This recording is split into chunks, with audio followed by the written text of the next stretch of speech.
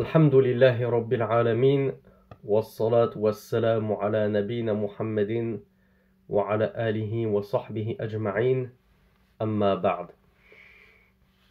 Mes chers frères et sœurs, toute petite session de rattrapage pour ceux qui ont manqué la semaine de séminaire précédente, parce qu'ils n'étaient pas au courant ou qu'il y a eu un bug lors du deuxième cours qui n'a pu accueillir que 100 personnes, bug qui normalement est résolu, Inch'Allah, on le verra bien. On avait traité, en outre l'introduction bien évidemment, de la première cause de baisse de la foi. Qui peut la rappeler à nos frères et sœurs qui ont manqué les deux derniers cours?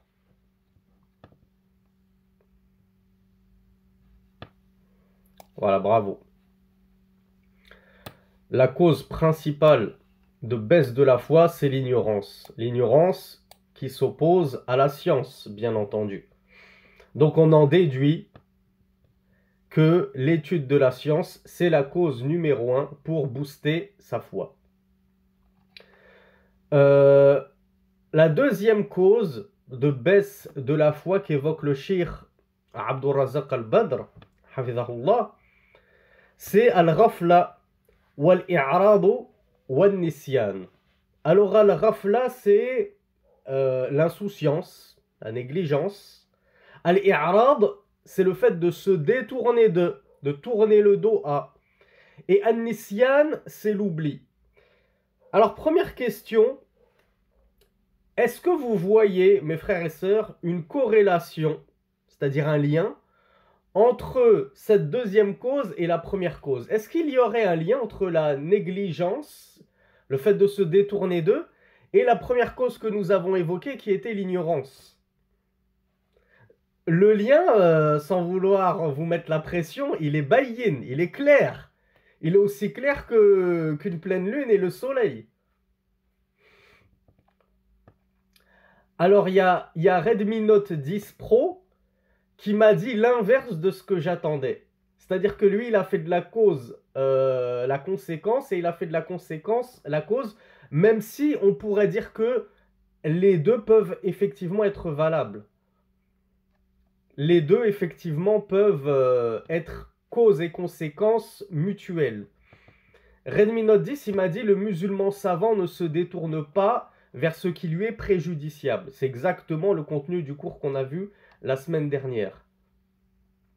Ammar nous dit que être négligent vis-à-vis de l'étude de la science mène à l'ignorance.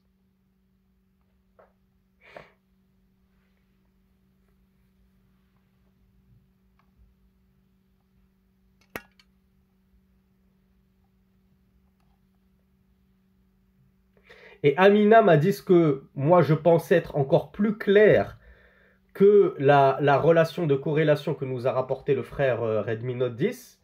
Amina, elle nous dit c'est à cause de l'ignorance que ceci survient. C'est à cause de l'ignorance que je me détourne justement de ma religion, que je deviens négligent. Ou plutôt, je pense que c'était plutôt je pense que c'était l'inverse. Je pense que ce que j'attendais, c'était plutôt ce que Redmi Note m'a dit. En fait, moi, ce que j'attendais, je ne sais plus qui a dit quoi, c'est que lorsque je me détourne de ma religion et que je suis insouciant et que j'oublie donc, eh bien, ça me conduit à l'ignorance. Ça me conduit à ne pas étudier ma religion. Ça me conduit à ne pas acquérir la science et du coup, je finis ignorant. Mais effectivement, on peut dire que parce que tu es ignorant, ben, ça te conduit à te détourner de la religion. C'est vraiment une corrélation qui peut marcher dans les deux sens. Donc comme on le voit, ces deux premières causes, l'ignorance et se détourner de la religion et être négligent et insouciant, ce sont les deux grosses causes de la baisse de foi, avec la troisième cause que nous verrons, Inch'Allah, demain, qui est le fait d'accourir au péché et de commettre des péchés. Donc le cheikh Abdul Razak al-Badr nous dit ces trois choses-là, la négligence, le fait de se détourner d'eux et l'oubli, سببه أو سبب عظيم من أسباب نقص الإيمان. C'est une cause, ces trois choses-là sont une cause parmi les, c'est même une immense cause parmi les causes de la diminution de la foi. فمن اعترته الغفلة وشغله النسيان وحصل منه الإعراض نقص إيمانه وضعف بحسب توافر هذه الأمور الثلاثة فيه أو توفر هذه الأمور الثلاثة فيه أو بعضها. Et le cheikh nous dit que en fonction, comme on l'a vu la semaine dernière, de l'importance qu'a dans ta vie ces trois causes-là, en fonction de leur présence dans ta vie de ces trois causes-là, eh bien va être l'état de ta foi, va être la diminution de ta foi. Plus tu seras négligent, plus ta foi va diminuer. Plus tu te détourneras du rappel d'Allah subhanahu wa ta'ala, plus ta foi va diminuer. Et forcément, celui qui est très légèrement négligent et insouciant dans sa vie, qui n'oublie que peu de se rappeler d'Allah subhanahu wa ta'ala, eh bien lui, sa baisse de foi sera minime. Donc le cheikh nous dit وأوجبت له مرض القلب أو موته وأوجبت له مرضة القلب وموته باستيلاء الشهوات والشبهات عليه. Et ces trois causes-là, nous apprend le cheikh, elles vont engendrer en toi la maladie du cœur, voire sa mort. Et lorsque le cœur est mort, c'est souvent synonyme de koufr, de mécréance, d'apostasie et de sortie de la religion. Et j'ai une pensée tout particulière pour un frère qui nous suivait et dont j'ai appris ce matin que vraisemblablement il a apostasié ou que sa baisse de foi l'a conduit à ne plus se revendiquer de l'islam. Donc je vous demande de lui faire des doigts à ce frère afin qu'Allah lui renforce sa foi et le ramène sur la voie de l'islam authentique. Et bien sûr, on invoque pour tous nos frères et sœurs qui rencontrent actuellement et qui rencontreront des baisses de foi au point de carrément songer à quitter la religion. C'est ce qu'on peut craindre de pire. Donc Allah nous préserve tous de ceci et qu'Allah nous facilite justement le fait de nous précipiter à concrétiser ces causes-là qui augmentent la foi et à nous éloigner de ces causes-là qui diminuent la foi, voire comme l'a dit le cheikh Abdurrazaq al-Badr, qui vont placer dans nos cœurs des maladies, la maladie du cœur, qui vont tuer le cœur à petit feu à cause des shubuhat, des ambiguïtés et des shahawat, des passions.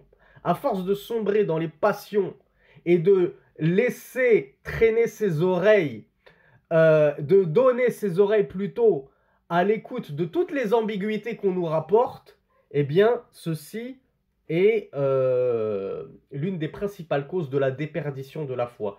Et le cheikh ne l'évoque pas, mais moi je me permets de l'évoquer. Peut-être que le cheikh ne l'évoque pas parce que c'est peut-être pas ce qu'on rencontre le plus dans son pays en Arabie Saoudite, mais vous qui vous trouvez principalement en Europe, je pense que vous savez qu'on a beaucoup de frères ignorants, et je ne vais pas citer de noms pour ne pas leur faire de pub, ni pour les mettre en lumière, qui s'improvisent prédicateurs, hein, comme tout le monde, hein, tous les influenceurs TikTok et Instagram, ce sont tous devenus des prédicateurs, sont tous devenus étudiants en sciences, Reda Zer et compagnie.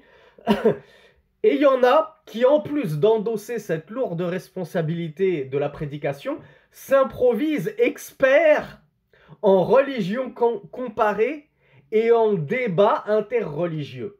Et le problème, c'est que comme ce ne sont pas des experts, ils pensent avoir la science. Et finalement, ils vont tomber devant eux sur un frère ou une sœur qui, lui, il connaît très bien sa Bible et même qu'il connaît bien certains passages du Coran qui font partie des mutashabihat. Ces versets-là qui sont équivoques et dont l'interprétation n'est connue que des savants, que des gens de science.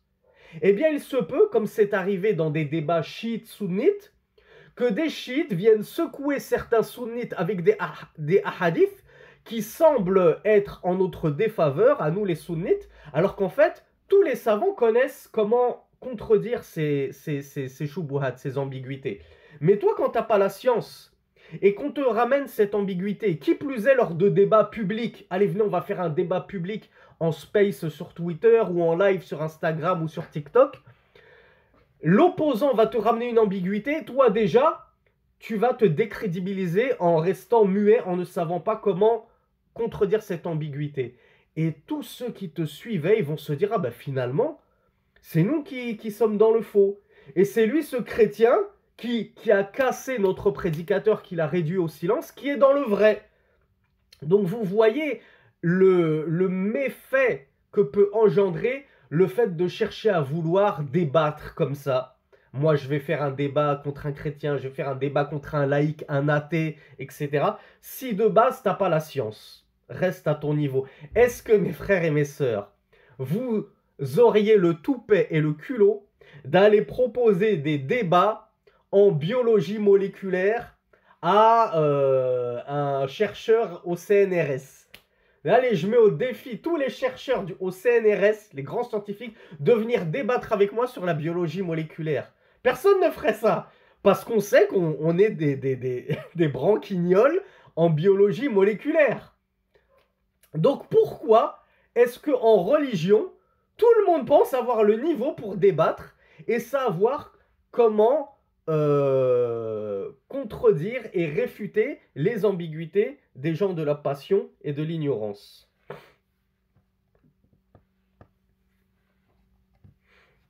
Donc sachons rester à notre place. Barakallahu fina ajma'in. Donc ça, c'était une petite aparté sur les shubuhat, ces fameuses ambiguïtés qui peuvent glisser dans le cœur du serviteur, puis le faire chavirer et dévirer très très loin du droit chemin. Une seule ambiguïté peut suffire à terrasser un homme. Qu'Allah nous en préserve. Et du coup, quelle est la solution, mes frères et mes sœurs, pour échapper à ces ambiguïtés? J'attends de votre part 2 solutions radicales. Alors il y a Hanifa qui me dit la science, c'est-à-dire apprendre la science, bien évidemment. Et il y a Bilal qui me dit éviter le débat. Alors on va rajouter une 3e cause, puisque les 2 premières sont très très bonnes. Et la 3e cause, c'est ne pas confier vos oreilles à n'importe qui. Ne pas écouter n'importe qui. Ne pas penser que cet influenceur-là sur TikTok ou sur Instagram, parce qu'il a 3 millions d'abonnés, c'est un cheikh. Ou c'est un talib ilm, c'est un étudiant en sciences compétent. Donc attention à qui vous confiez vos oreilles. Donc on revient au propos de Cheikh Abdourazaq al-Badr, hafizahullah. Il nous dit Ammal ghaflatu. Donc après cette brève introduction, où il nous explique que ces trois choses-là, la négligence, l'insouciance, le détournement, c'est-à-dire de la religion et de son étude, et l'oubli, sont 3 des causes principales de la baisse de la foi, et qu'elles peuvent engendrer des maladies dans le cœur, voire même la mort du cœur. Il vient à détailler individuellement ces 3 causes-là. La première des causes, c'est al-ghafla, donc l'insouciance, la négligence. فقد ذمها الله في كتابه وأخبر أنها خلق ذميم من أخلاق الكافرين والمنافقين وحذر منها سبحانه وتعالى أشد التحذير. Donc le cheikh nous dit que al-ghafla, l'insouciance, Allah subhanahu wa ta'ala l'a certes blâmée dans son livre, et il a informé qu'elle faisait partie des caractéristiques et des traits caractéristiques des mécréants et des hypocrites. En général, celui qui est qualifié par l'insouciance et la négligence, ce n'est pas le musulman. C'est plutôt l'infidèle, le mécréant et l'hypocrite. Et Allah subhanahu wa ta'ala nous a mis en garde contre ceci de la plus belle des manières. Et de la manière qui devrait faire frémir nos cœurs pour ne pas être concernés par ces versets-là. Premier verset que nous cite le cheikh Abdourazaq al-Badr, Allah Azza wa Jal nous dit وَلَقَدْ ذَرَأْنَا لِجَهَنَّمَ كَثِيرًا مِنَ الْجِنِّ وَالْإِنسِ لَهُمْ قُلُوبٌ لَا يَفْقَهُونَ بِهَا وَلَهُمْ أَعْيُنٌ لَا يُبْصِرُونَ بِهَا وَلَهُمْ آذَانٌ لَا يَسْمَعُونَ بِهَا Ulaika kal an'ami bal hum adall. Ulaika humul ghafilun. Et comme je n'ai de cesse de vous le rappeler, cette magnifique règle, cette règle importante pour celui qui aime ou qui cherche à méditer le Coran, sachez toujours faire l'aller-retour entre la fin du verset et le début du verset pour que tout s'éclaircisse et pour que vous appreniez à savourer les versets pleinement. Allah subhanahu wa ta'ala nous a dit, et nous avons certes répandu, c'est-à-dire sur la terre, un grand nombre de djinns et d'hommes pour l'enfer. C'est-à-dire que ces hommes-là et ces djinns qu'Allah subhanahu wa ta'ala a fait prospérer sur la terre, ils sont destinés à la géhenne. Qui sont-ils, ce grand nombre de djinns et d'hommes qu'Allah subhanahu wa ta'ala a destinés à la géhenne? Comment Allah les a-t-il qualifiés, premièrement? Avant de donner la réponse, qui sont-ils ces gens-là? Voyons leurs caractéristiques. Allah nous dit, ils ont des cœurs par lesquels ou avec lesquels ils ne réfléchissent pas. Et ils ont des yeux avec lesquels ils ne voient pas. Et ils ont des oreilles avec lesquelles ils n'entendent pas. Ceux-là sont-elles, regardez comment Allah subhanahu wa ta'ala les a qualifiés. Il a dit, ceux-là sont-elles les bestiaux. Plutôt même, ils sont encore plus égarés. Subhanallah. Allah nous parle de personnes qu'il dit être encore plus égarés que des bestiaux. C'est-à-dire encore plus égarés que des bêtes de somme. Et il nous dit, ceux-là sont al-ghafilun. Ceux-là, qui sont-ils? Ce sont les insouciants. Ce sont les négligents. Donc les insouciants envers le rappel d'Allah subhanahu wa ta'ala.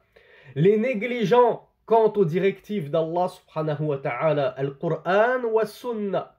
Allah nous dit qu'ils sont encore plus égarés que les bêtes de somme, que les bestiaux. Ils ont des yeux avec lesquels ils ne voient pas. Ils sont aveugles. C'est-à-dire, tu vas lui ramener la preuve du Qur'an et de la Sunna. Tu vas lui ramener les signes dans l'univers de l'existence d'Allah subhanahu wa ta'ala et de sa toute puissance et de sa toute perfection et de sa science infinie. Ces signes-là, il ne les voit pas. Il est aveugle. Il est stupide, il est sot, il ne comprend rien, comme nous dit Allah. Ils ont des cœurs avec lesquels ils ne comprennent pas, puisque les savants nous ont expliqué qu'en réalité, nous les musulmans, nous croyons que la raison, elle se trouve dans le cœur. Elle ne se trouve pas dans la cervelle. Donc Allah nous dit, ils ont des cœurs avec lesquels ils ne comprennent pas. Ces gens-là ne réfléchissent pas. Tu lui montres des preuves évidentes de la véracité du Coran, de la perfection de la sunna du messager d'Allah sallallahu alayhi wa sallam, mais il est tellement négligent, insouciant qu'il ne comprend pas, il ne voit pas cette perfection, il n'entend pas le rappel d'Allah subhanahu wa ta'ala, il n'entend pas la vérité. Il est absolument réfractaire à la vérité et au rappel. Donc, quelle est la place de ces gens-là qui nous le rappellent? Le début du verset, la place de ces gens-là, c'est la géhenne, al-jahannam, l'enfer. Donc vous voyez mes frères à quel point l'insouciance et la négligence peut conduire en enfer. Justement, comme je l'évoquais, le cas de ce frère qu'Allah lui facilite son retour à l'islam, eh bien, parfois tu peux être tellement négligent et insouciant que tu finis par sortir de l'islam. Or, quelqu'un qui est sorti de l'islam, quelle est sa place? Est-ce qu'il va passer 1000 ans en enfer, 10 000 ans en enfer, et puis ensuite Allah il va avoir pitié de lui et il va le faire sortir de l'enfer parce que bon, après tout, à un moment dans sa vie, il a quand même été musulman pendant 10 ans. Non, malheureusement, comme l'a dit le messager d'Allah sallallahu alayhi wa sallam, al-a'malu bil khawatim. C'est-à-dire que les œuvres, elles seront jaugées en fonction des dernières. C'est en fonction de ce sur quoi tu es mort que tes œuvres vont être pesées. Si tu es mort sur la foi, tes œuvres te profiteront et seront bénéfiques, incha'Allah, subhanahu wa ta'ala, pour ton au-delà. Et ce sera, incha'Allah, pour toi, une cause d'entrée au paradis. Mais si tu es mort sur la mécréance, alors toutes les bonnes œuvres que tu avais faites, quand bien même tu les as fait même pendant l'islam, on n'est même pas en train de parler des chrétiens, des juifs qui ont fait des bonnes œuvres, quand bien même tu es un ancien musulman, à partir du moment où tu es mort sur la mécréance, toutes tes œuvres ne te serviront plus à rien. et ton ancien islam ne te profitera plus en quoi que ce soit. Donc Allah nous préserve de tomber dans une telle insouciance au point d'abjurer et d'apostasier. Deuxième verset, Allah subhanahu wa ta'ala nous dit إن الذين لا يرجون لقاءنا ورضوا بالحياة الدنيا واطمأنوا بها والذين هم عن آياتنا غافلون أولئك مأواهم النار بما كانوا يكسبون. Alors pardon, je ne vous ai pas donné les sources pour ceux qui prennent des notes. Le premier verset que nous avons cité, c'est dans Sourate Al-A'raf, verset 179. Deuxième verset que nous venons de citer, c'est dans Sourate Yunus, versets 7 et 8. Yunus, versets 7 et 8, Allah subhanahu wa ta'ala nous dit certes ceux qui n'espèrent pas notre rencontre. C'est-à-dire qu'ils ne croient pas en la vie future. Souvenez-vous du rappel que je vous ai fait hier sur les réseaux sociaux. Certaines personnes agissent dans la vie de tous les jours comme si elles ne croyaient pas en la vie future. Comme si elles avaient oublié qu'un jour elles rendraient des comptes pour tout le mal qu'elles ont fait aux gens, voire tout le mal qu'elles ont fait aux animaux, voire tout le mal qu'elles se sont fait envers elles-mêmes, envers leurs propres âmes.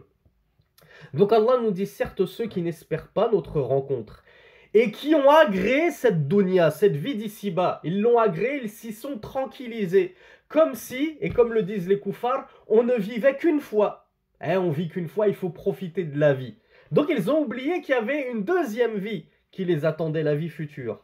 Eh bien Allah nous dit, et ceux qui à l'égard de nos versets sont insouciants, ceux-là, leur refuge sera le feu en vertu de ce qu'ils ont acquis. Donc Allah, encore une fois, nous explique que la place des insouciants, généralement, elle est dans le feu. Pourquoi? Parce que généralement, les insouciants, ce sont les mécréants. Normalement, un croyant ne devrait pas être caractérisé par cette caractéristique qu'est l'insouciance. Troisième verset, Allah subhanahu wa ta'ala nous dit وَإِنَّ كَثِيرًا مِنَ النَّاسِ عَنْ آيَاتِنَا لَغَافِلُونَ. Sourate Yunus, verset 92. Avant de vous le citer ce verset, puisqu'il répond à la question que je vais vous poser, et c'est une question très simple, la plupart des gens sur Terre, ils sont dans le droit chemin ou ils sont dans le mauvais chemin?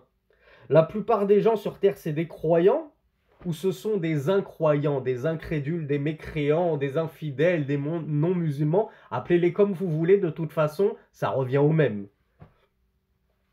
La plupart des gens sur Terre, ce sont des infidèles, ce sont des non-croyants. Donc, nous les croyants en Allah subhanahu wa ta'ala, en l'islam authentique, et non pas un pseudo-islam dévoyé comme l'islam des chiites, comme l'islam des coranistes, comme l'islam des jahmites, etc., etc. Et on ne va pas faire toutes les sectes.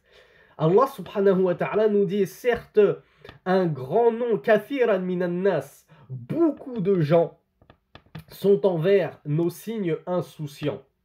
La plupart des gens sont totalement insouciants et négligents face aux signes d'Allah, aux versets d'Allah subhanahu wa ta'ala, le Coran, et comme nous l'avons vu, même les signes qu'Allah subhanahu wa ta'ala a placés dans les cieux, sur la terre et en nous-mêmes. Pourquoi? Parce que on pourrait dire que quelqu'un de base, il est insouciant au Coran parce qu'il n'est pas musulman de base. Prenez l'exemple de Maurice Bucaille, dont nous avons parlé la semaine dernière. Je ne sais plus si c'était le tout premier cours ou le deuxième cours. Maurice Bucaille, de base, qui était un grand chirurgien français, qui a fini par se convertir à l'islam, de base, il était insouciant au rappel d'Allah, puisqu'il était chrétien de base. Mais il n'a pas été insouciant face aux signes d'Allah subhanahu wa ta'ala qu'il a placés dans toute sa création. Du coup, cette non-insouciance, cet état d'éveil de sa part, en ayant médité sur les signes d'Allah subhanahu wa ta'ala, lui ont permis de prendre connaissance des signes d'Allah dans le Coran, les versets d'Allah subhanahu wa ta'ala. Et donc, par ce fait, il a embrassé l'islam. Alors il y a Bilal qui me demande, l'islam n'est-elle pas la religion la plus répandue? Nous pensons que si, même si les chrétiens prétendent qu'en fait, non, c'est eux les plus nombreux, qu'il y aurait 3 milliards de chrétiens dans le monde. Bon, les chrétiens, ce sont des menteurs. Ils ont menti sur Allah subhanahu wa ta'ala en lui attribuant un fils, une mère, un Saint-Esprit et plus encore. Pourquoi ne mentirait pas sur pourquoi ne mentirait-il pas sur de simples chiffres et de simples sondages? Mais effectivement, nous avons la bonne opinion que la religion la plus répandue dans le monde, ce n'est pas l'islam, c'est le koufr. C'est la religion du diable, puisque la plupart des gens sur terre, ce sont des mécréants. Donc, par rapport aux infidèles, ben oui, nous, les musulmans qui nous réclamons de l'islam, forcément, on est minoritaires. C'est pas nous qui sommes majoritaires sur terre. Mais si on parle entre les trois religions pseudo-monothéistes, comme les appellent certains, moi, c'était une erreur que je faisais au départ. Et puis, je suis revenu dessus après avoir médité sur le sujet, étudié le sujet, et être tombé sur des paroles de Cheikh Salih Al-Sheikh, notre cher Cheikh Salih Al-Sheikh, qui m'ont convaincu, c'est qu'on ne peut pas les appeler religions monothéistes. D'ailleurs, Ibn Uthaymin, lui, il les qualifiait de religions célestes, d'origine céleste, puisque effectivement, ce sont des religions qui, de base, nous proviennent du ciel, c'est-à-dire d'Allah subhanahu wa ta'ala. Mais on ne peut pas dire que ce sont des religions monothéistes, alors que les chrétiens et les juifs, comme Allah subhanahu wa ta'ala les a décrits, sont des associateurs. Mais effectivement, si on devait dire quelle est la première religion en termes de suivi et d'adeptes entre l'islam, le judaïsme et le christianisme, bien évidemment que c'est l'islam. Mais ça ne veut pas dire que ce sont forcément nous les plus nombreux sur Terre, et que du coup sur Terre il y a plus de croyants que d'incroyants. Sachant que ces sondages qui disent que voilà, les musulmans sont les plus nombreux sur Terre, ils sont 1,5 milliard ou 2 milliards, faut voir qui c'est qu'on fait rentrer dans l'islam. Entre les soufis adorateurs de tombes, entre les chiites adorateurs de Ali ou excommunicateurs de compagnons du messager d'Allah et d'épouses du messager d'Allah, entre les coranistes, entre ceux-ci et les jahmites, etc., y a à boire et à manger. Donc en réalité, ce qui nous importe, c'est de savoir, nous, les gens de la sunna et du groupe. Ahlus sunna wal jama'a. C'est qui les gens de la sunna et du groupe, mes frères et mes sœurs? Qui peut nous le rappeler pour ceux pour qui ce serait le premier séminaire, qui n'ont jamais entendu parler de ces choses-là, qui sont très néophytes et débutants dans la religion? Ahlus sunna wal jama'a, les gens de la sunna et du groupe, ce sont les gens qui suivent fidèlement les traces des pieux prédécesseurs. Et les pieux prédécesseurs, ce sont les 3 premières générations de l'islam bénies. Les 3 meilleures générations de l'islam, puisqu'elles comportent à leur tête le messager d'Allah sallallahu alayhi wa sallam lui-même, ses compagnons les plus proches de la prophétie, ceux qui ont recueilli la prophétie de leurs propres oreilles, puis les élèves de ses compagnons, puis les élèves de leurs élèves. Eh bien, ceux qui sont les seuls même, je vais aller loin, on va encore me traiter d'intégriste, de rigoriste, comme je l'ai entendu, roulat, tout tabdir, les exagérateurs dans le tabdir, le fait de déclarer innovateurs les gens, mais les seuls musulmans sur terre qui sont sur la vérité avec un grand V, ce sont Ahlus Sunnah wal Jama'a. Ce sont ceux qui suivent réellement les Salafus Salih. Ce ne sont pas les Soufis, ce ne sont pas les Ash'ira, ce ne sont pas les Khawarij, ce ne sont pas les Jahmites, ce ne sont pas les Shia, ce ne sont pas les Coranistes, ce ne sont pas les Tablighs. On peut aller loin comme ça. On pourrait détailler énormément de sectes.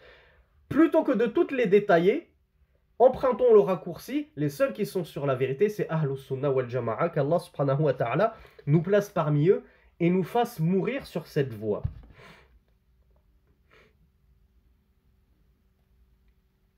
Allah subhanahu wa ta'ala nous dit dans un autre verset, يَعْلَمُونَ ظَاهِرًا مِنَ الْحَيَاةِ الدُّنْيَا وَهُمْ عَنِ الْآخِرَةِ هُمْ غَافِلُونَ. Alors dans la sourate Ar-Rum, qui me traduit sourate Ar-Rum de façon précise? Verset numéro 7. Alors non, Marseille 13, c'est pas les coalisés.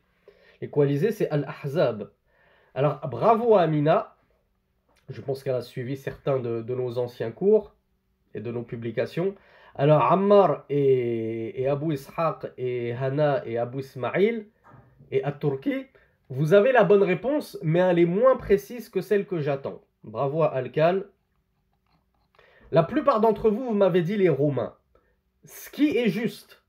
Mais ce qui est encore plus précis, c'est de dire les Byzantins. Pourquoi? Parce que l'empire romain était vaste. Et c'est pour ça qu'on disait, il y avait l'empire romain d'Occident et l'empire romain d'Orient. Parce qu'il était tellement vaste qu'il se situait sur, je ne veux pas dire deux continents, mais sur une étendue de terre immense, au point qu'on parlait de son Occident et de son Orient, tellement il était vaste. Et du coup, est-ce que Allah subhanahu wa ta'ala, ici dans le Coran, il nous parlait des Romains d'Occident? Non, c'est pas ce qui était voulu ici. Ce qui était voulu, c'était les Romains d'Orient qui étaient situés... Alors, j'aurais pas dû faire le signe. Ces Romains d'Orient, ils étaient situés, localisés où géographiquement? Qui sait où l'empire de Byzance prenait place? Alors, Marseille 13 qui me dit vers le nord de quoi? Au pôle Nord, au Groenland, c'est ça, l'Islande? C'est là-bas qu'ils vivaient, les Byzantins, en Islande, au Groenland. Ils étaient situés au Cham, comme me l'a dit Abu Ishaq. C'est-à-dire là, ce qui était, enfin, au-dessus du Cham, toute la région au-dessus du Cham, comme ça. Au-dessus de la... Alors, pour vous simplifier les choses, la péninsule arabique. Vous voyez, l'Arabie Saoudite, le Yémen en bas, Oman, toutes ces choses-là. Au-dessus de cette grosse péninsule arabique, on avait l'empire byzantin qui combattait, comment on les appelait déjà, les Perses. On avait les Perses et les Byzantins qui se combattaient au-dessus de la péninsule arabique. Du coup, c'est pour ça que je vous dis la traduction de Arum. On pourrait tenter de dire romain parce que ça ressemble à Rome, c'est vrai. Il faisait partie de l'Empire romain, mais en réalité, c'était un empire qui avait une certaine autonomie par rapport à l'Empire romain. D'où son appellation plus précise de Empire byzantin. Voilà pour le petit cours d'histoire-géographie que normalement, on a étudié, je crois, au collège. Mais je vais vous dire la vérité, moi-même, je l'ai redécouvert en étudiant, voilà, mais c'est dans les sciences islamiques que j'ai fini, et les sciences du Coran, que j'ai fini par redécouvrir ce que c'était que tout ça, parce que j'étais vraiment nul en histoire-géographie au collège-lycée. Alors, donc, je n'ai pas traduit le verset, je vous rappelle la source, Surat Ar-Rum, donc les Byzantins, verset 7. Ils connaissent une partie superficielle de ce bas monde, et quant à l'au-delà, ils en sont négligents. Allah subhanahu wa ta'ala nous parle donc de ceux qui ne croient pas en la vie future et qui ne connaissent que cette dunya. On ne vit qu'une fois, faut profiter de la vie, etc., etc. Leur place sera dans le feu comme nous l'avons vu. Et dernier verset que nous cite le cheikh Abdurrazaq al-Badr: واذكر ربك في نفسك تضرعا وخيفة ودون الجهر من القول بالغدو والآصال ولا تكن من الغافلين. Allah subhanahu wa ta'ala nous dit dans la sourate Al-A'raf, verset 205, pardon, et évoque ton Seigneur en toi-même avec humilité et crainte et à voix basse. Alors, je voulais vous poser cette question, mais je pense qu'elle est difficile. J'aurais aimé vous poser la question en langue arabe. Qu'est-ce que al-ghudou ou al-asal? Mais honnêtement, c'est des termes difficiles que c'est pas ce qu'on rencontre lorsqu'on commence l'apprentissage de la langue arabe. Donc al-ghudou, c'est le petit matin, et al-asal, c'est la fin de la journée. Donc, évoque ton Seigneur au petit matin et à la fin de la journée. Qui sait comment certains ulama, certains mufassiroun, certains exégètes ont interprété ce verset? De quoi est-ce qu'il s'agit ici? Certains mufassiroun, je ne sais plus si c'est Ibn Kathir ou l'imam al-Qurtubi, on dit c'est salatul fajr ou salatul asr. On évoque au petit matin Allah subhanahu wa ta'ala en priant le fajr.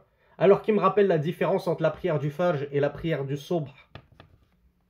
Puisqu'apparemment, ça ne veut pas rentrer dans la tête de certains. Ah, bravo, bon, alhamdoulilah. Venant de votre part, j'aurais été choqué que quelqu'un me dise il y a une différence. C'est la même chose, hein. Deux, ce sont des synonymes. Le Fajr et le Subh, ce sont des synonymes pour la prière. Et la prière du Asr, on invoque Allah à la fin de la journée avec la prière du Asr. Puisque la prière qui suit l'Asr, c'est une prière qui tombe dans la journée ou dans la nuit. Le Maghrib, quand on le prie, c'est considéré comme étant la journée, la dernière prière de la journée, ou plutôt la première prière de la nuit. Bravo. Lorsque c'est le moment du Maghrib, le jeûneur a le droit de rompre son jeûne. Ce qui prouve qu'il n'est plus dans une journée de jeûne. Il est dans un déjeuner, parce que c'est la nuit. Et le jeûneur n'a le droit de manger que la nuit, pas durant la journée. Donc le Maghrib, c'est le début de la nuit. Donc Al-Asr, c'est la fin de la journée. Donc Allah subhanahu wa ta'ala nous dit « Et évoque ton Seigneur en toi-même, avec humilité et crainte, et à voix basse, au petit matin comme en fin de journée, et ne fais pas partie des insouciants. » Du coup, comment je le comprends ce verset? Qui sont les insouciants? Qui Allah subhanahu wa ta'ala a-t-il qualifié d'insouciants? Alors, il y en a qui me disent ceux qui n'évoquent pas Allah, il y en a qui me parlent d'ignorance. Voilà, Abu Ismail me dit ceux qui n'évoquent pas Allah le matin et le soir. Du coup, va plus loin, Ismail, Abu Ismail. Yaté qui m'a apporté la bonne réponse. Alors, je suis étonné que j'ai pas eu une réponse collégiale. Je pensais que vous aurez... Ça prouve que vous ne faites pas assez la corrélation entre les débuts des versets et les fins des versets. Ça, c'est un signe. Ce verset, il est explicite dans le sens que ceux qui ne font pas la prière, puisqu'ils sont négligents du rappel d'Allah le matin et le soir. Et on a dit que le rappel d'Allah du matin, c'est Salatul Fajr, et le rappel d'Allah, enfin pas le soir, pardon, la fin d'après-midi. Et ceux qui sont négligents du rappel d'Allah en fin d'après-midi, c'est ceux qui ne prient pas le Asr. Donc du coup, Allah qualifie ceux qui ne font pas la prière de négligents. Et nous avons dit quelle était la place des négligents et des insouciants, la GN. Du coup, je ne sais pas si on appelle ça un syllogisme. Hein, qui c'est qui a fait un bac L parmi vous? A induit B et B induisant C, donc A induit C. Comment ça s'appelle? Un syllogisme ou... Personne ne m'aide, là je nage tout seul en eau trouble. Bon, on me dit que c'est bien ça, c'est un syllogisme. Du coup, c'est un syllogisme qui nous explique que ceux qui ne font pas la prière vont en enfer. Qu'Allah nous en préserve de délaisser la prière. Y a-t-il plus négligent et insouciant du rappel d'Allah subhanahu wa ta'ala que celui qui ne prie pas? Comme il est fort étonnant d'avoir dans notre communauté des gens, je parlais du jeûne tout à l'heure, des gens qui mettent un point d'honneur à jeûner, alors que c'est un mois dans l'année, mais qui ne prient pas, alors que c'est 5 fois par jour, tous les jours de l'année la prière. Et ils trouvent ça normal. Oui, moi je prie pas, mais ça va, je jeûne. Je jeûne. Le jeûne, il ne se verrait pour rien au monde le délaisser. Mais la prière, ça ne les dérange pas du tout de la délaisser. Puis après, ces personnes-là pensent être des musulmans, des croyants, des gens qui craignent Allah. On leur dit, ittaqillah, crains Allah, il va prendre la mouche. Quoi? Moi, je crains pas Allah. Ben, Harry, tu fais même pas la prière. Comment tu peux dire que tu crains Allah? Alors qu'Allah a menacé du feu de l'enfer ceux qui ne font pas la prière. Comment peux-tu te placer dans le camp des croyants?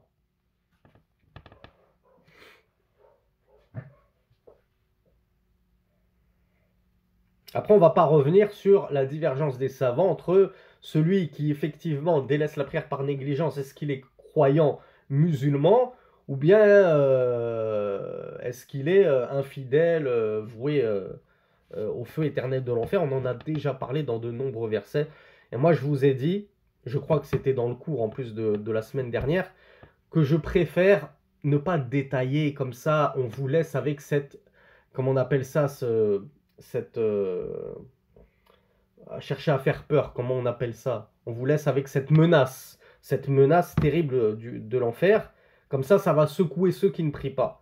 Si on leur dit à chaque fois, oui, mais t'inquiète pas, tant que t'as pas renié l'obligation de la prière, alors c'est bon, le gars, il va se dire, ah ben, ça va, je prierai à 60 ans quand j'aurai fait mon pèlerinage à la Mecque. Hein, quand je serai retraité, que j'aurai le temps pour m'occuper d'Allah subhanahu wa ta'ala, pour m'occuper de ma religion, pour me rappeler de mon Seigneur.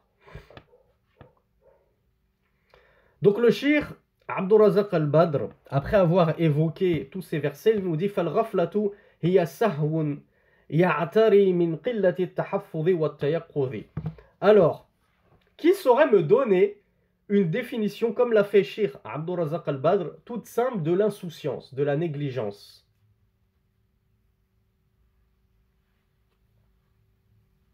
Alors on me dit que je n'ai pas cité la source du verset, je pensais l'avoir fait. Surat al-A'raf numéro 205. Si, il me semble que je l'ai fait d'ailleurs. Alors il y a Al-Fayrouz Abadi qui nous a donné une bonne définition en langue arabe. Alors, Abu Ismaïl me dit c'est ceux qui se détournent de la religion, mais étant donné que Cheikh Abdurrazaq al-Badr il a fait la distinction entre al-Ghafla et al-I'rad, on va pas dire que ce sont des synonymes ici. Alors je vais pas vous triturer l'esprit plus que ça. Je vous donne la définition que nous a apporté le shir Abdurrazaq al-Badr. Il nous explique que l'insouciance, la négligence, c'est donc une insouciance qui survient lors du peu de mémorisation et d'éveil. C'est-à-dire que moi, je vais faire l'effort de mémoriser les choses, les informations, Al-Qur'an wa Sunnah, et moins je vais être éveillé et attentif à ma religion, à l'étude de la science, et plus je vais être négligent. Donc la négligence, c'est une insouciance qui arrive avec le manque et le peu de mémorisation et le peu d'éveil et le peu d'attention. Da'un khatir. Bien sûr, le Cheikh Abdurrazaq al-Badr qualifie cela comme étant une maladie très dangereuse. إذا اعترى الإنسان وتمكن منه لم يشتغل بطاعة الله وذكره وعبادته.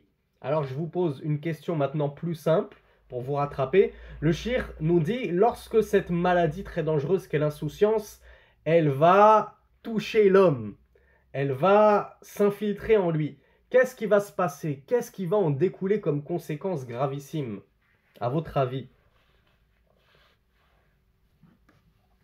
Alors, il y en a certains qui m'ont dit koufr. Quelles sont les étapes avant le koufr, El Hanifa? Alors, bien sûr, Mia nous dit baisse de foi, bien entendu. Mais justement, quelles sont les choses qui vont engendrer cette baisse de foi? Pourquoi il a baissé de foi? Parce que la négligence a engendré telle et telle chose. Alors, on me parle de maladie du cœur, c'est vrai. On l'a dit tout à l'heure. Awa me dit il va plus différencier le bien du mal. Ça, c'est très juste, Awa. Hanae nous parle des ambiguïtés, c'est juste aussi. Alkal nous parle de l'endurcissement du cœur, c'est très juste. Gulay nous parle des mauvaises pensées. Amin, Awad nous parle de la désobéissance, bien sûr. Alors, vous m'avez apporté plein de bonnes réponses. On va voir comment a résumé tout ceci chez Abdurrazaq al-Badr. Il nous dit, lorsque cette maladie de l'insouciance, elle va toucher l'homme et qu'elle va prendre le dessus sur lui, le contrôle sur lui, qu'est-ce que ça va engendrer? Il ne s'occupera plus de l'obéissance d'Allah subhanahu wa ta'ala. La prière, le jeûne, je m'en fiche. La zakat, je m'en fiche. Le pèlerinage, je m'en fiche. La lecture du Coran, je m'en fiche. Qu'est-ce qu'il te reste comme adoration? Comment est-ce que tu adores ton Seigneur au juste? Qu'est-ce que tu fais comme adoration au quotidien de ton Seigneur lorsque tu es tombé dans une telle insouciance? Et qu'est-ce qu'il nous dit en plus, le shir? Donc il nous dit, il ne s'occupera plus de l'obéissance d'Allah, ni de son évocation, le rappel d'Allah, même les adhkar ou sabah ou al-masa. À tous nos frères et sœurs qui sont éprouvés par des maux occultes, la sorcellerie, la possession par des djinns et ceci et le mauvais œil, on demande à ses frères et ses sœurs, est-ce que vous faisiez partie des éveillés qui vous souveniez d'Allah au matin et au soir par les évocations du matin et du soir, par la prière du matin et du soir, ou bien au contraire vous faisiez partie des insouciants au rappel d'Allah subhanahu wa ta'ala, Et non seulement vous n'aviez pas l'habitude de lire vos invocations du matin et du soir, et pire, certains ne priaient même pas la prière du matin et du soir. Comment voulez-vous ensuite que les shayatines ne prennent pas possession de vous et ne vous nuisent pas? Si déjà vous vous êtes écarté du rappel d'Allah subhanahu wa ta'ala, qui va venir à votre secours? Si vous avez oublié Allah, Allah vous oubliera, comme on le verra dans un verset, Inch'Allah. Donc le cheikh nous dit, l'insouciance va engendrer le fait que tu ne pratiques plus l'adoration d'Allah subhanahu wa ta'ala, le fait que tu n'évoques plus Allah subhanahu wa ta'ala, le fait que tu n'adores plus Allah subhanahu wa ta'ala. Bal yashtaghilu bil umuri al-mulhiya al-mub'ida an dhikrillah. Ça, c'est une belle faïda qui nous a appris Cheikh Abdul Razak al-Badr, et je ne crois pas l'avoir vu dans vos réponses de manière aussi explicite. Il nous a dit, plutôt, au lieu de s'occuper de l'obéissance à Allah et de l'adoration d'Allah, il va s'occuper de toutes les choses futiles, frivoles, qui vont l'éloigner d'Allah subhanahu wa ta'ala. Alors oui, je vois qu'il y a Ania et d'autres qui m'avaient parlé de désobéissance. J'aurais aimé qu'on me parle vraiment français, qu'on me parle la langue de Molière. Quand je suis insouciant, je tombe dans la frivolité, les futilités, tout ce qui m'éloigne d'Allah subhanahu wa ta'ala. Alors, j'allais demander à ce que vous m'apportiez des exemples pour que ce soit plus concret. Je vois que Amina m'a précédé. Amina nous dit, comme le fait de lire des livres inutiles, hein, les romans à l'eau de rose ou je ne sais quoi, les jeux vidéo, les séries, les films, passer des heures à regarder des matchs de foot et avant le match, on fait les pronostics du match pendant 1h30 le dimanche matin sur Téléfoot au lieu d'assister à des séminaires de religion. Moi, le dimanche matin à 11h, c'est Téléfoot. On va parler 2 heures de qui a acheté qui et est-ce que Mbappé va aller rejoindre Benzema en Arabie Saoudite et je ne sais quoi. La musique, bref. Et après le match, il y a l'après-match. Pendant 2 heures, on dit « Ah ouais, mais lui, il aurait dû faire la passe à ce moment-là. » Et un match d'1h30, ça devient 6 heures de frivolité. T'as tout perdu. Là, quand t'as perdu 6 heures dans ta journée, qu'est-ce que t'as gagné de ta journée? Si t'as perdu 6 heures à parler de gens qui ne connaissent même pas ton existence, ni de près ni de loin. Donc voilà ce qu'induit la négligence, l'insouciance.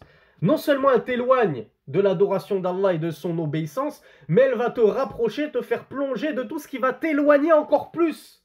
Comment ça s'appelle ça, mes frères et mes sœurs? Ça s'appelle un cercle vicieux. Bravo Mourad. Comme le dit Abou Ismaïl, effet boule de neige. C'est un cercle vicieux en fait. La négligence et l'insouciance va te faire tomber dans l'éloignement de l'obéissance d'Allah subhanahu wa ta'ala, qui elle va te faire tomber donc dans l'accourement, je ne sais pas si c'est un terme qui existe en français, le fait d'accourir à tout le contraire, c'est-à-dire aux choses futiles, aux désobéissances, aux péchés. Et cette désobéissance et ces péchés, comme nous le verrons dans le cours de demain, il va te conduire à être encore plus insouciant et négligent que tu ne l'étais de base. Et ce surplus de négligence et d'insouciance va te conduire à encore plus t'éloigner de l'obéissance d'Allah et encore plus te rapprocher des choses futiles, etc. Et ça n'en finit plus. Comme le dit le frère Abou Ismaïl, ça fait effet boule de neige. Cette boule de neige, elle grossit, elle grossit, elle grossit. Et au final, tu as un énorme bonhomme de neige avec une énorme carotte dans le nez. Et on a du mal à se sortir de ce cercle vicieux. Et qu'est-ce qu'il nous dit de beau, le cheikh Abdul Razak al-Badr? Il nous dit, et en admettant que cette personne insouciante, elle fasse des actes d'adoration et elle fasse des actes d'obéissance. À votre avis, mes frères et mes sœurs, de quelle nature, de quel niveau, de quelle qualité sont ces actes d'obéissance qu'une personne insouciante fait?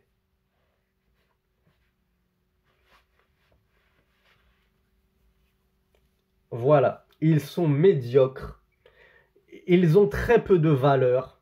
Comme nous avons cité dans des séminaires précédents, le hadith du messager d'Allah sallallahu alayhi wa sallam qui nous dit combien de personnes ne récoltent-elles pas de leur prière, c'est-à-dire de la récompense de leur prière, que la moitié, le tiers, le quart, jusqu'au dixième. Dans un autre hadith, le messager d'Allah sallallahu alayhi wa sallam nous dit combien de personnes ne récoltent-elles pas de leur jeûne que... Qui d'entre vous va me compléter le hadith? On va voir s'il y en a qui ont suivi le séminaire sur le Ramadan qu'on avait donné. Bravo Ammar, bravo Hanae, bravo à vous. Que la faim et la soif. Parce que t'étais... Alors pourquoi, à votre avis? C'est qui ces jeûneurs qui récoltent que la faim et la soif? Comment ça se fait que ce jeûneur, il a jeûné toute la journée mesquine et au final, il n'a même pas la récompense du jeûne?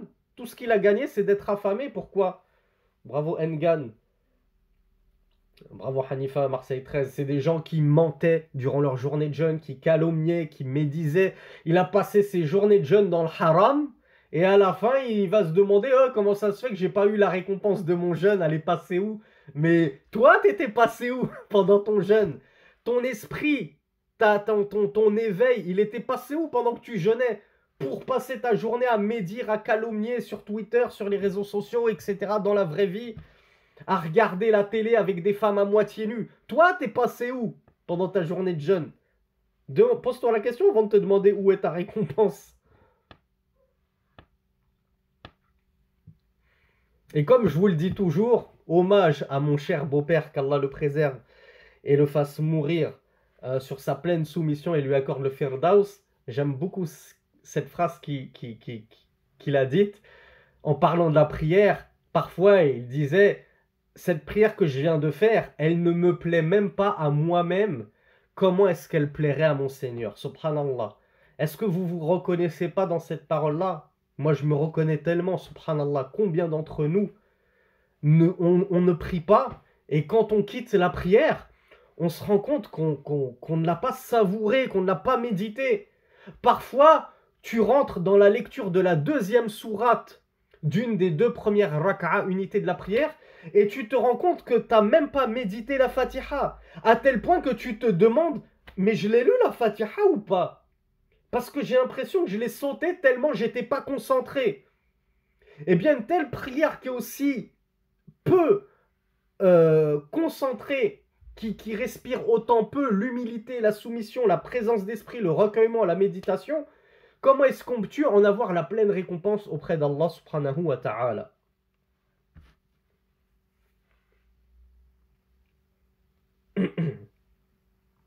Vous voyez les méfaits de la négligence et de l'insouciance. Donc, Cheikh Abdurrazzaq al-Badr, il nous dit par rapport à ces actes d'adoration, malgré tout, c'est des actes d'adoration, mais que vont faire Ahlul Rafla, les gens de la négligence? Il nous dit وَإِنْ عَمِلَ أَعْمَالًا فِي طَاعَتِهِ تَأْتِ مِنْهُ عَلَى حَالٍ سَيِّئَةٍ وَوَضْعٍ غَيْرِ حَسَنٍ فَتَكُونُ أَعْمَالًا عَارِيَةً مِنَ الْخُشُوعِ وَالْخُضُوعِ وَالْإِنَابَةِ وَالْخَشْيَةِ وَالطُّمَأْنِينَةِ وَالصِّدْقِ وَالْإِخْلَاصِ فَهَذِهِ بَعْضُ آثَارِ الْغَفْلَةِ السَّيِّئَةِ على الإيمان. Donc le cheikh nous dit, et lorsqu'il va accomplir cet insouciant et ce négligent, certains actes d'adoration, il va les accomplir d'une très mauvaise façon. Et d'une façon qui n'est pas jolie. À tel point que ces actes-là seront dépourvus de khushu', de la crainte d'Allah, al-khudu', l'humilité, la soumission, le recueillement, wal-inaba, le repentir, le fait de revenir vers Allah, wal-khashya wa tuma'nina, la tranquillité, le calme, la sérénité, was-sidq, et l'honnêteté, la sincérité dans cette adoration que tu es en train d'entreprendre, wal-ikhlas, le fait de faire cette adoration uniquement pour Allah et de l'avouer uniquement pour Allah subhanahu wa ta'ala, et toutes ces conséquences nuisibles et horribles et abjectes qui ne découlent que de quoi? Que de al-ghafla, l'insouciance, la négligence. Qui d'entre vous va être le champion de la journée et qui va m'apporter cette parole qu'ont dit les savants sur l'adoration des gens de l'éveil et l'adoration des gens de l'insouciance? Comment est-ce que les savants l'ont qualifié? Comment Ibn Uthaymin, par exemple, nous l'a apprise? c'est une chose que je vous ai souvent expliquée et citée. Alors, c'est pas celle-là, c'est pas le mort et le vivant. J'attends autre chose. Voilà, il y a Marseille 13 qui l'a trouvé, ce que j'avais en tête. On parlait beaucoup du mort et du vivant, c'est vrai. Mais moi, je voulais parler d'une chose plus précise que cela, pour vous montrer un petit peu la gravité de l'insouciance et de la négligence. Cheikh Ibn Uthaymin et d'autres ont dit que les actes d'adoration des gens de l'insouciance, donc ils n'ont pas la présence d'esprit lorsqu'ils sont en train d'adorer Allah, ce sont des actes coutumiers. Est-ce qu'un acte coutumier, il est récompensé d'Allah? De base, lorsque je bois un verre d'eau, est-ce que j'ai une récompense dans le fait de boire un verre d'eau? J'ai soif, je bois un verre d'eau. Comme ça, sans niya, sans arrière-pensée, sans niya, sans... Comment on appelle ça niya déjà? Intention. Non, il y a zéro récompense là-dedans. Ben, Cheikh Ibn Uthaymin nous explique que les adorations et les actes d'adoration des gens de la rafla, ce sont des adat, des actes coutumiers, c'est-à-dire qu'ils ne vont récolter aucune récompense de leurs actes d'adoration parce qu'ils n'auront pas eu le recueillement nécessaire, la présence d'esprit. Et qu'est-ce qu'il a dit qui est magnifique? Il a dit, et les actes coutumiers ordinaires des gens de l'éveil, les gens qui sont éveillés, qui pensent à Allah, qui ne l'oublient pas, ils sont ibadat, ils deviennent des actes d'adoration. Qui me donne un exemple pour illustrer ceci, pour ceux qui découvrent cette très jolie comparaison qu'a fait Cheikh Ibn Uthaymin et d'autres. À Marseille 13 qui nous dit tel que le sommeil, pour pouvoir se lever la nuit avant le fajr pour prier par exemple. Donc toi tu dors, est-ce que de base quand on dort on est récompensé? Ben non, je dors parce que je suis fatigué. Mais il y a un frère et une sœur, il n'est pas forcément fatigué, mais il va se dire aujourd'hui je vais me coucher tôt à 22h. Bon, excusez-moi ceux qui vont être choqués d'entendre tôt 22h, mais 22h c'est très tard. Je m'excuse pour nos écoliers qui sont encore au collège-lycée et qui se couchent à 9h ou à 8h30. Mais admettons que le frère se dit moi je vais me coucher tôt à 22h, alors je ne suis pas forcément fatigué, mais parce que je vais faire une bonne nuit de 8h, et au lieu de me lever à 6h juste pour la prière du Fajr, eh bien je vais me lever à 5h30, à 5h, pour faire du tahajjud, de la prière nocturne. Et bien celui-là, même son sommeil, il va être considéré comme une ibada, comme une adoration par laquelle il sera récompensé d'Allah subhanahu wa ta'ala. Elle n'est pas belle la vie? Regardez comment en fonction de la manière dont tu places l'intention et dont tu es éveillé et attentif, tu peux récolter un max de hasanat. Et regardez à quel point celui qui n'a pas d'intention, ou bien celui qui est insouciant, complètement à l'ouest, regardez comme toutes les hasanat lui passent sous le nez. Alors, brièvement, non, on n'aura pas le temps de traiter de al-i'rad, du fait de se détourner complètement de la religion, et comme c'est un chapitre important, on va le réserver pour demain, Inch'Allah.